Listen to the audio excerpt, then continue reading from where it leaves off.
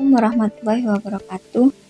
Saya Huzaimah dari Prodi Bimbingan dan Konseling Islam semester 5. Di sini saya akan menjelaskan tentang langkah-langkah penyusunan penelitian kualitatif. Baik, langsung saja. Yang pertama, saya di sini akan menjelaskan tentang bagaimana cara menyusun judul penelitian kualitatif. Jadi, cara menyusun judul penelitian kualitatif itu memerlukan pemikiran yang cukup cermat. Jadi, ada beberapa langkah yang dapat membantu kita untuk menyusun judul penelitian kualitatif kita. Yang pertama itu kita harus mengidentifikasi terlebih dahulu fokus penelitian kita. Jadi di situ kita harus menentukan area atau topik penelitian kualitatif kita dengan jelas. Apa yang ingin kita ketahui, terus kita itu harus memilih suatu fenomena yang menarik perhatian kita. Kemudian yang langkah selanjutnya kita itu harus mempertimbangkan jenis penelitian kualitatif kita. Jadi di situ kita harus menentukan jenis penelitian kualitatif yang akan kita lakukan, seperti studi kasus, terus fenomenologi, apakah itu grand teori atau etnografi atau metode kualitatif lainnya. Kemudian langkah selanjutnya yaitu garis besar yang diharapkan. Jadi kita pikirkan tentang hasil yang mungkin kita temukan dari penelitian ini.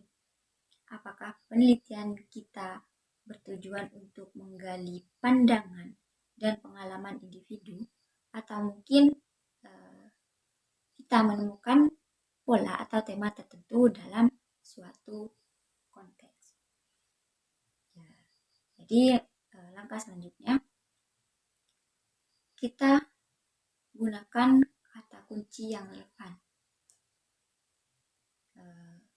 Menggunakan kata kunci yang relevan itu, yang pertama, pilih kata kunci yang mencerminkan pokok bahasan penelitian kita. Kemudian kata kunci itu harus mencakup esensi penelitian dan memberikan gambaran singkat tentang apa yang akan kita teliti. Kemudian gambarkan populasi dan konteks penelitian. Jadi di situ kita jelaskan secara singkat populasi atau sampel yang akan kita teliti dan konteks tempat penelitian yang akan kita lakukan. Kemudian kita harus menggunakan bahasa yang jelas juga tepat. Kita itu harus memilih kata-kata yang tepat sehingga judul penelitian kita itu mudah dipahami oleh pembaca atau mudah dipahami oleh orang awam. Jadi kita harus menghindari penggunaan istilah teknis yang mungkin bisa orang itu bisa sulit memahaminya gitu. Kemudian langkah selanjutnya itu buat judul yang menarik perhatian. Jadi judul yang menarik perhatian itu akan menjadi daya tarik tersendiri, memiliki daya tarik tersendiri dan memotivasi orang untuk membacanya lebih lanjut. Seperti itu. Kemudian selanjutnya kita itu harus memberikan sentuhan yang kreatif atau opsional jika memungkinkan. Jadi di sini misal contoh penelitian kualitatif itu misal seperti analisis kebiasaan cara belajar para siswa berprestasi di SD Negeri 01 Ranyoso, misalnya seperti itu. Jadi kita itu harus ingat bahwa judul penelitian kita itu harus mencerminkan esensi penelitian dan memberikan gambaran yang jelas tentang fokus dan metode penelitian kualitatif yang kita gunakan. Seperti itu. Kemudian selanjutnya saya akan menjelaskan tentang bagaimana merumuskan fokus penelitian dan rumusan masalah dalam penelitian kualitatif. Jadi di sini ada beberapa cara yang dapat membantu kita untuk merumuskan fokus penelitian dan rumusan masalah dalam penelitian kualitatif. Yang pertama, kita itu harus mengidentifikasi area penelitian kita.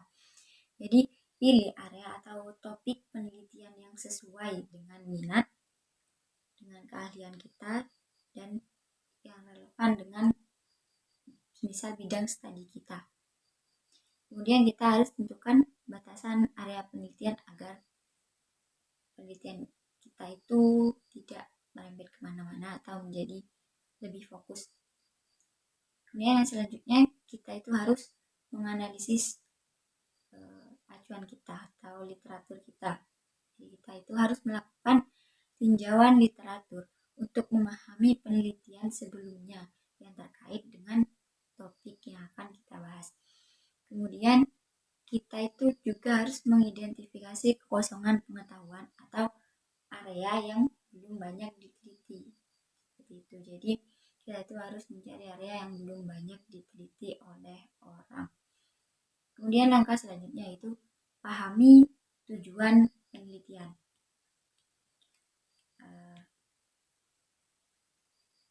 Dari situ kita harus jelaskan secara jelas tujuan penelitian kita. Jadi tujuan penelitian kita itu apa? Kemudian kita pertimbangkan apakah penelitian kita itu tujuan mendeskripsikan, menjelaskan, memahami atau menginterpretasi suatu fenomena. Kemudian langkah selanjutnya itu kita mengidentifikasi variabel atau konsep utama. Di situ kita harus menentukan variabel atau konsep utama yang akan kita teliti. Kemudian kita harus pisahkan variabel menjadi variabel independen dan dependen jika penelitian kita itu melibatkan pengukuran hubungan, jika tidak. Kemudian langkah selanjutnya yaitu perhatikan konteks dan lingkungan. Kita harus mempertimbangkan konteks dan lingkungan di mana penelitian kita akan dilakukan. Kemudian kita itu akan meninjau faktor-faktor yang dapat mempengaruhi atau membatasi penelitian kita. Dan langkah selanjutnya yaitu kita harus memperhatikan pendekatan metodologinya. Jadi kita tentukan pendekatan metodologi kualitatif yang sesuai dengan tujuan penelitian kita. Kemudian kita juga harus mempertimbangkan metode pengumpulan data seperti wawancara, observasi, atau analisis dokumen. Kemudian langkah selanjutnya yaitu susun pertanyaan penelitian. Jadi kita itu harus menyusun pertanyaan penelitian yang jelas dan spesifik. Jadi pastikan pertanyaan penelitian kita itu mampu menjawab tujuan penelitian kita. Kemudian kita harus menguji kelayakan juga. Uji kelayakan rumusan masalah dengan kita itu mendiskusikannya dengan dosen, pembimbing, atau kolega. Kemudian kita harus memastikan bahwa rumusan masalah itu dapat dijawab melalui pendekatan kualitatif seperti itu. Nah, baru setelah itu kita lakukan revisi dan perbaikan. Jadi revisi dan perbaikan rumusan masalah itu akan ada seiring dengan perkembangan penelitian dan temuan literatur tambahan.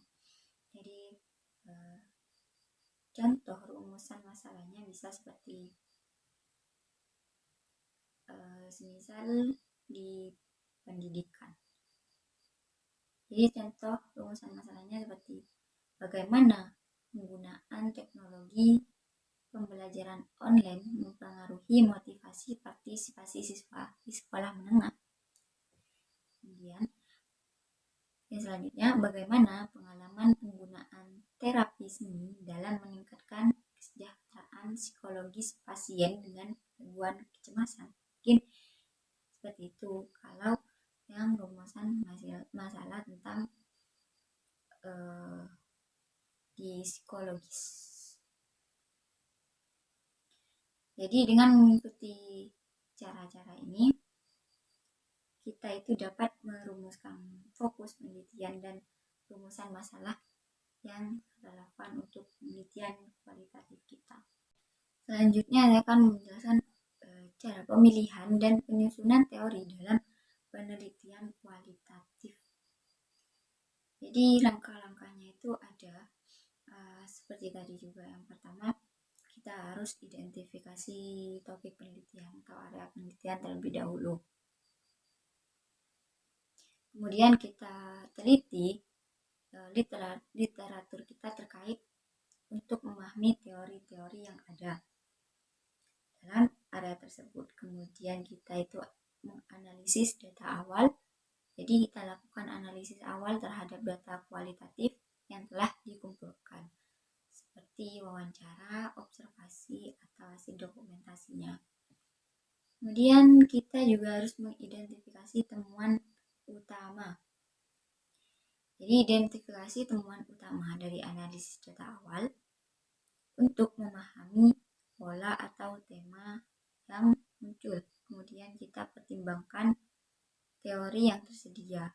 Jadi kita itu harus mengevaluasi teori-teori yang sudah ada dan pilihlah teori yang paling relevan dengan temuan kita. Kemudian ada penyusunan teori. Jadi kita juga harus menyesuaikan teori-teori yang ada dengan konteks atau temuan penelitian kita. Jadi di sini saya akan memberikan contoh pada deskripsi tersebut. Jadi misal kita itu melakukan penelitian kualitatif tentang pengalaman siswa dalam pembelajaran daring selama pandemi COVID. Misal, jadi identifikasi area penelitiannya itu misal pembelajaran daring siswa selama pandemi. Kemudian di situ kan juga ada review literatur. Jadi kita itu teliti literatur tentang teori-teori karena di sini tentang pembelajaran daring selama pandemi. Jadi kita itu meneliti tentang teori pembelajaran online. Kemudian juga adaptasi siswa terhadap perubahan dan juga dampak psikologis pembelajaran siswa di jarak jauh. Kemudian juga ada analisis data awal. Jadi kita itu analisis hasil wawancara dan survei terkait berarti harus terkait tentang pengalaman siswa, tantangannya, dan strategi adaptasinya mereka. Kemudian diidentifikasi temuan utama. Jadi temuan utamanya itu termasuk di isolasi sosial, kesulitan teknis, dan strategi belajar mandiri. Kemudian kita itu kan harus pertimbangkan teori kita. Jadi mempertimbangkan jadi karena tentang pembelajaran daring, jadi kita itu mempertimbangkan teori-teori psikologi sosial juga, teori adaptasinya juga seperti tadi, dan teori pembelajaran online-nya. Kemudian di penyesuaian teorinya, kita itu juga harus menyesuaikan teori-teori yang ditemukan dalam topik dengan konteks dan temuan unik dari penelitian kita selama dan temuan unik siswa selama pembelajaran daring selama pandemi. Nah, jadi penyusunan teori ini melibatkan langkah-langkah seperti tadi.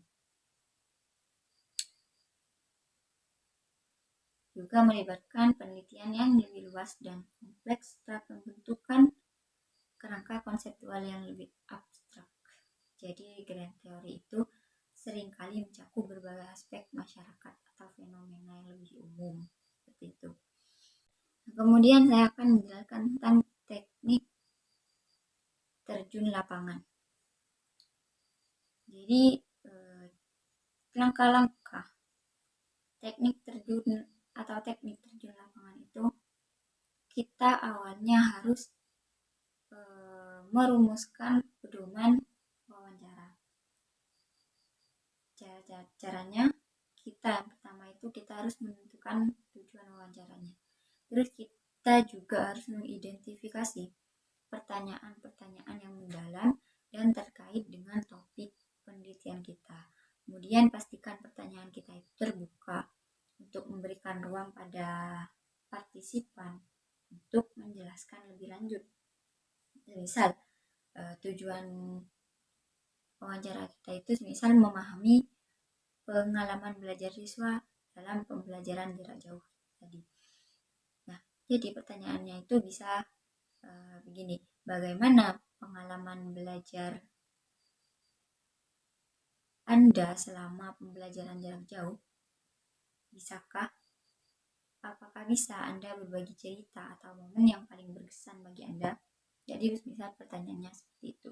Kemudian setelah merumuskan pedoman wawancara, kita itu juga harus melakukan observasi. Jadi langkah-langkahnya yaitu kita awalnya harus tentukan parameter observasi terlebih dahulu. Kemudian kita juga harus menggunakan instrumen pengamatan yang sesuai.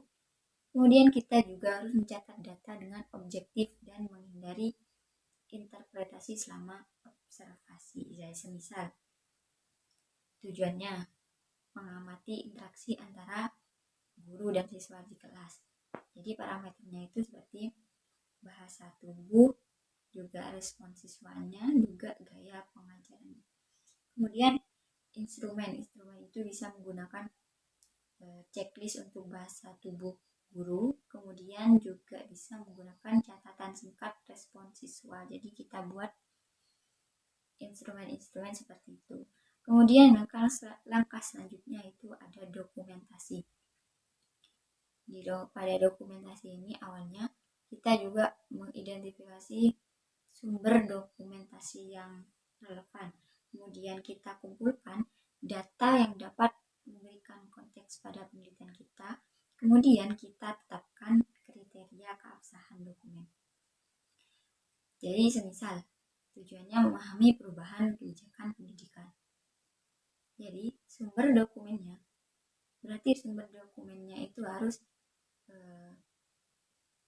arsip kebijakan sekolah, bisa juga laporan resmi pemerintah.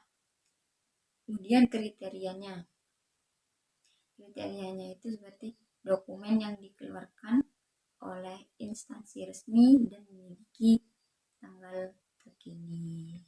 Jadi itu termasuk dokumentasinya itu mungkin bisa meliputi itu. Kemudian langkah selanjutnya itu kita harus triangulasi. Nah, langkah-langkah triangulasi ini awalnya kita bandingkan data dari beberapa sumber atau metode untuk memastikan konsistensinya. Jadi kita itu harus membandingkan data kita dari beberapa sumber data, entah itu data hasil wawancara kita dan observasi kita. Kemudian kita juga identifikasi kesamaan dan perbedaan dalam temuan. Selanjutnya kita gunakan hasil triangulasi itu untuk meningkatkan validitas hasil penelitian kita. Semisal data pertama wawancara dengan siswa.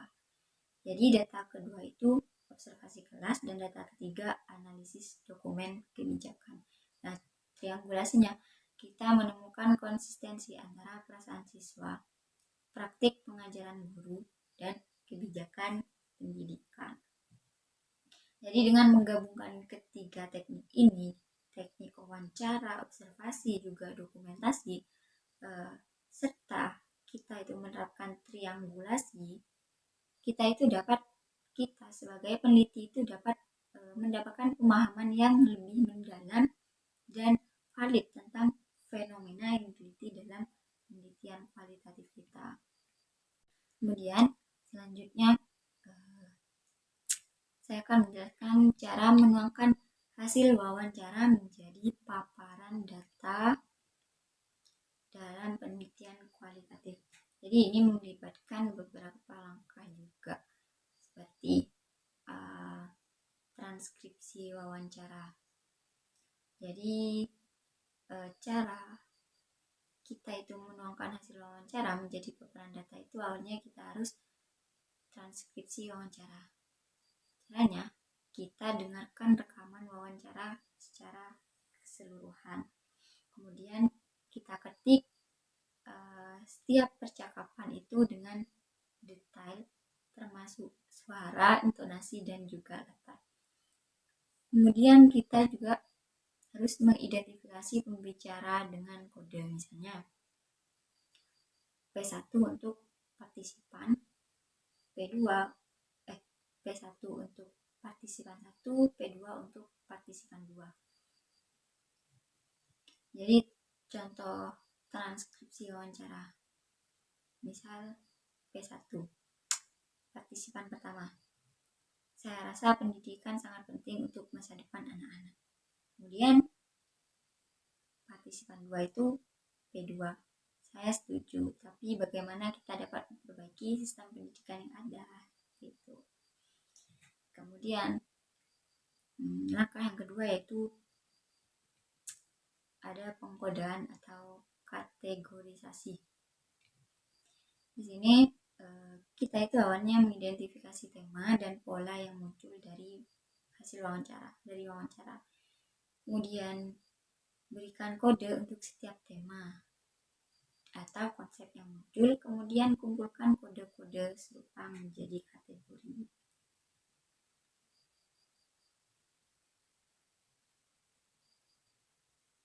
Jadi semisal contoh kode dan kategorinya. Kodenya itu semisal pendidikan. Jadi kategorinya itu tantangan dalam sistem pendidikan, misal seperti itu. Kemudian langkah selanjutnya kita itu melakukan pengembangan kerangka analisis. Jadi yang pertama, kita harus menyusun kerangka analisis yang mencakup tema-tema utama dan kategori-kategori yang telah diidentifikasi. Kemudian kita itu pastikan bahwa kerangka analisis memahami konteks dan makna dari pernyataan wawancara.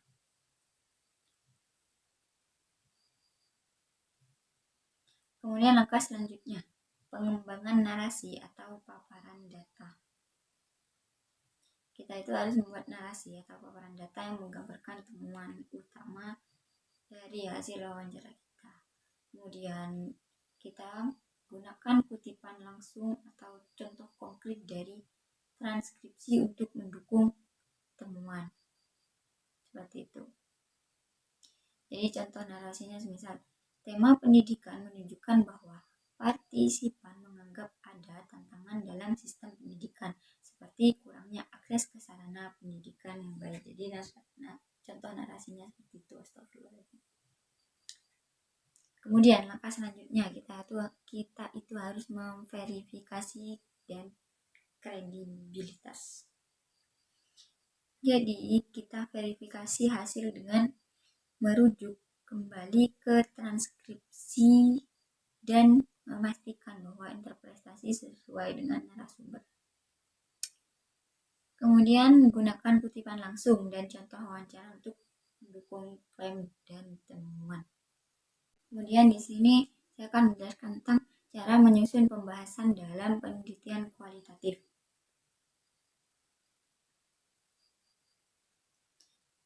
Yang pertama, cara menyusun pembahasan dalam penelitian kualitatif itu yang pertama adalah pengenalan data. Jadi di situ kita itu menjelaskan jenis data yang dikumpulkan seperti wawancara, observasi, atau analisis dokumen. Kemudian gambarkan bagaimana data dikumpulkan dan diolah. Kemudian langkah selanjutnya yaitu pengembangan tema atau pola utama. Nah, di situ kita identifikasi tema atau pola yang muncul dari data. Kemudian kita jelaskan aspek-aspek penting yang teramati atau diungkapkan oleh partisipan dalam penelitian kualitatif kita itu. Langkah selanjutnya itu hubungan temuan dengan pertanyaan penelitian. Jadi kita jelaskan bagaimana temuan kita berkaitan dengan pertanyaan penelitian atau tujuan penelitian kita. Kemudian kita tunjukkan kebenaran temuan dengan kerangka teori yang mendasari penelitian tersebut. Kemudian langkah selanjutnya yaitu konfirmasi atau kontradiksi terhadap literatur. Jadi kita tinjau temuan kita dalam konteks literatur yang ada, kemudian kita identifikasi konfirmasi atau kontradiksi temuan dengan penelitian sebelumnya. Kemudian langkah selanjutnya analisis mendalam. Nah, di situ kita buka ruang untuk analisis mendalam terhadap temuan yang paling signifikan. Kemudian kita terangkan makna di balik temuan tersebut dan apa implikasinya. Kemudian yang keenam atau selanjutnya kita itu pertimbangan. Kemudian selanjutnya pertimbangan terhadap konteks dan generalisasi. Di dalam situ kita pertimbangkan konteks khusus dari partisipan atau situasi penelitian kita. Kemudian diskusikan sejauh mana temuan dapat diterapkan secara lebih luas atau generalisasi. Dan langkah selanjutnya itu refleksi dan interpretasi. Nah, tahap ini kita itu memberikan refleksi pribadi tentang penelitian dan bagaimana kita memahami hasilnya. Kemudian interpretasikan hasil dengan mempertimbangkan perspektif teoritis dan pengalaman penelitian kita. Selanjutnya, di sini saya akan menerangkan tentang bagaimana menyimpulkan hasil penelitian kualitatif. Jadi caranya itu melibatkan pengambilan inti atau esensi dari temuan-temuan yang ditemukan dalam penelitian tadi. Jadi langkah-langkah untuk menyimpulkan hasil penelitian ini yang pertama yaitu kita harus mengidentifikasi temuan utama lagi. Jadi tentukan temuan-temuan utama atau pola-pola yang muncul selama analisis data. Kemudian fokus pada informasi atau temuan yang memiliki dampak dan relevansi terhadap pertanyaan penelitian. Dan kemudian kita itu rangkum temuan secara singkat. Jadi kita itu harus menghindari terlalu banyak memberikan detail. Jadi kita itu harus fokus pada inti setiap temuan. Kemudian langkah selanjutnya itu hubungkan dengan pertanyaan penelitian. Jadi setelah temuan itu dirangkum secara singkat, kita itu hubungkan dengan pertanyaan penelitian. Nah, di situ kita pastikan bahwa hasil penelitian kita itu dikaitkan dengan pertanyaan penelitian utama. Kemudian tinjau apakah temuan-temuan itu mendukung, menyangkal atau menambah wawasan terhadap pertanyaan penelitian. Nah, langkah selanjutnya yaitu berikan interpretasi. Nah, di sini juga kita harus memberikan interpretasi atau pemahaman kita terhadap temuan-temuan tema tersebut. Kemudian kita jelaskan implikasinya atau signifikasi dari temuan-temuan tersebut dalam konteks cara menyusun abstrak penelitian kualitatif. Nah, di sini itu melibatkan rangkuman singkat dari tujuan, metode, temuan utama, dan implikasi penelitian. Jadi cara-caranya atau langkah-langkah menyusun abstrak ini meliputi yang pertama itu ada judul penelitian. Jadi di situ kita tentukan judul penelitian kita dengan jelas dan deskriptif. Kemudian di abstrak juga ada tujuan penelitian. Jadi kita itu jelaskan tujuan penelitian kualitatif kita secara singkat di abstrak itu. Kemudian di abstrak juga ada metode penelitian. Jadi kita berikan gambaran singkat tentang pendekatan dan metode yang kita gunakan dalam penelitian kita. Kemudian yang keempat itu juga ada lokasi penelitian dan peserta dan lokasi. Jadi di dalamnya kita itu menjelaskan karakteristik peserta penelitian dan lokasi penelitian yang kita lakukan. Kemudian di abstrak juga mencakup temuan utama. Jadi di abstrak itu kita ringkas temuan utama dari hasil penelitian kita. Nah, kemudian juga ada implikasi penelitian. Jadi diskusikan implikasi temuan penelitian kita. Kemudian di abstrak itu juga ada kata kunci. Jadi kita itu harus menyertakan beberapa kata kunci yang mencerminkan inti dari penelitian kita itu. Seperti itu. Jadi sekian dari saya, kurang lebihnya mohon maaf. Wassalamualaikum warahmatullahi wabarakatuh.